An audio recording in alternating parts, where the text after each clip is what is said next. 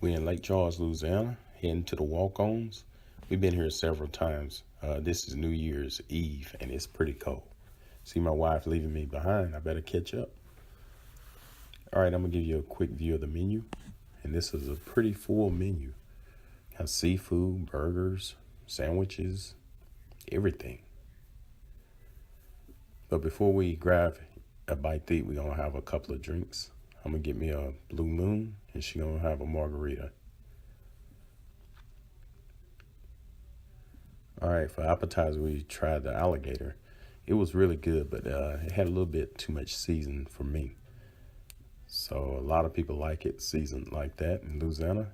And then we had this surf and turf. Man, was it good. You got shrimp, jalapenos. You got everything on it. As you can see.